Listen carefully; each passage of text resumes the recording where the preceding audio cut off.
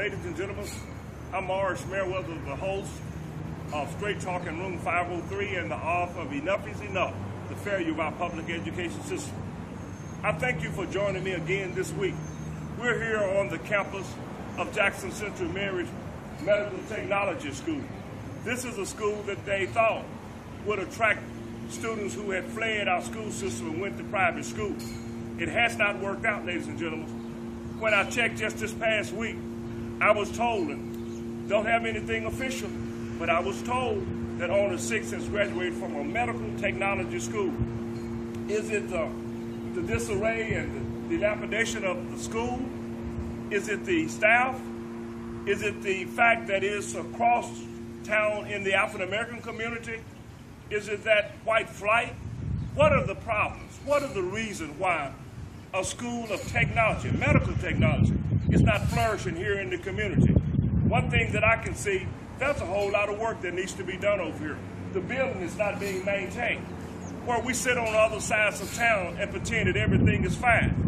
I can take you to another part of town, to another high school, and it is not looking like this. Ladies and gentlemen, we must be fair. We must do the right thing. It's not happening in my hometown. And if you'll look outside your window and drive down your streets, you'll find out it's not happening in your hometown.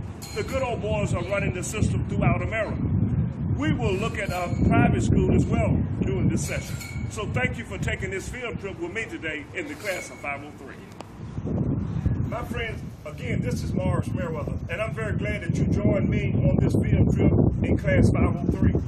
We recently just left one of our high schools there in Madison County that is being neglected because of certain students who attend the school. I think you can read between the lines. But we're here now on this field trip on the campus of one of our private schools. I want you to look around and see what the difference is in our schools. Look at this. Isn't this beautiful? There are megabus being spent here as we can't find money to make sure that our public school is kept up. But this is one of our fine schools here, and this is just one of several in my hometown and in your hometown. Ladies and gentlemen, I just wanted you to see the difference, and we'll talk about it later as I go through this class of 503. Ladies and gentlemen, take a look at this. We're here in one of our local academies. It says right here, training young champions for Christ.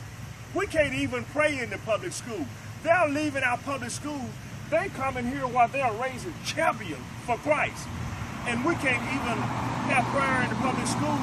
Our kids are not being properly raised. Parents are not rearing them. They're ending up in prison, some in the graveyard. In Baltimore, they're going to the mall, tearing up everything. But look at here. These people, the private schools are raising champions for Christ. That's what we need to do with our children. Every family should be raising champions for Christ. My friends, I'm glad that you would join me back here in the room of 503. If you remembered earlier, we took a little small field trip. We had an opportunity to see a public school in one of our undesirable areas that some of the students does not want to attend. And then I carried you across town in the far section of the city, which is the northern part of the city, to a private school. And I hope that as we scan the outside of the building, that you had an opportunity to see the contrast between private school and public school. We're totally neglecting public school, and I believe it's for a reason. This fall, by December of this year, 2015, there will be a list by the superintendent in my hometown that will talk about the closing of 6 of the schools. It's happening all across the nation. It's happening also in your hometown as well, that they close the school. I know that they're closing some schools in Chicago. I've been kind of keeping up with that, and across this country. But they're closing the schools because it's more efficient to not to have them open when there's not enough students, because the majority of the students are leaving and going to private school.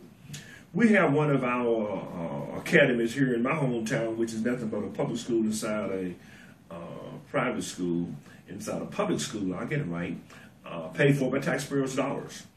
But this is what the administrator said when they asked, how are you able to be so successful with the students that you have? The statement that she made was that we get students where they are. We meet them where they are. And then we take he or she where they need to go.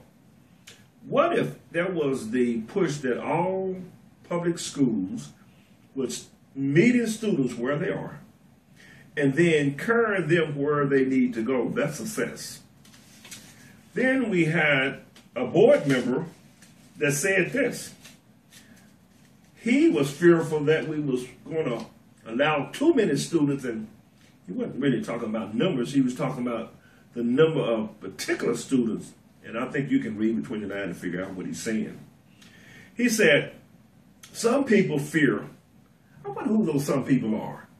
Some people fear that they may allow too many students into the private magnet high school, and that would decrease the academic standards. I've been pondering that, ladies and gentlemen, all weekend, trying to figure out how could a large number of students decrease academic standards if you have the standards where they should be and effective teachers to teach the standard. Why can't all students learn in any school? In Wisconsin, Superintendent Tony Evans described the legislative proposal that would allow anyone with a bachelor's degree to teach a core class. That's in Wisconsin. This article came out 5/27, May the 27th. And this superintendent says, it don't make any difference if they got a master's degree. Put them in the classroom and let them teach those kids. I'm later going to come back as we get to the end of the show, and we're close to there now, and explain to you why this superintendent is not caring who teaches the students in public education. And in fact, I think I'm going to skip to that right now and wrap this class session up.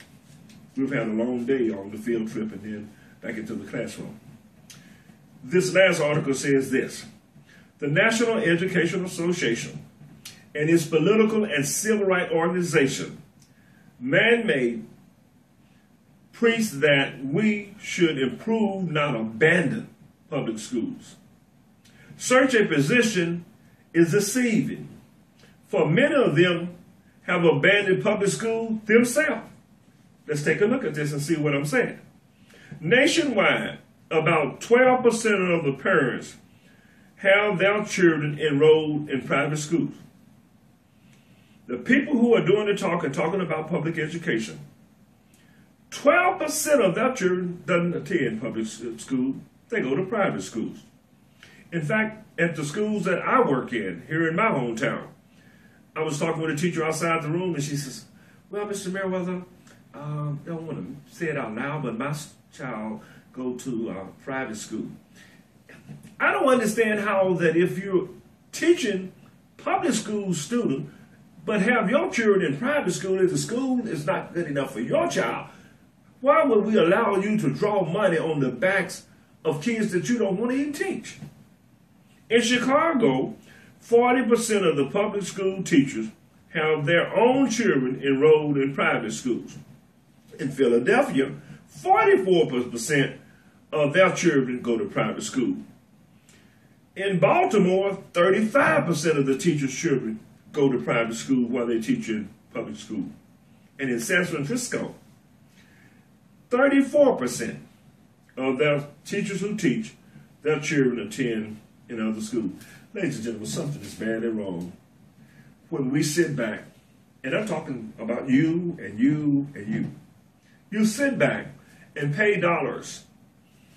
You have master's degrees, college education, husband got a good job, live in those nice neighborhoods, and you're paying for people to mistreat certain children. Thank God that in the end, God says the Bible says God is not mocked. Whatsoever a man soweth, that shall he reap. There's going to be a lot of people reaping a harvest that they don't want by the way they treat students. Ladies and gentlemen, we must wrap up this class session. It has been my pleasure serving as your host in the class of 503. That's Straight Talk in 503. And I look forward to meeting with you again next week. Until then, don't forget, get your copy of my book, Enough is Enough, and you'll get some information on how they really are doing in public education in terms of making sure that it doesn't be successful. Ladies and gentlemen, until next week, I've been your host, and I look forward to talking to you again. Take care.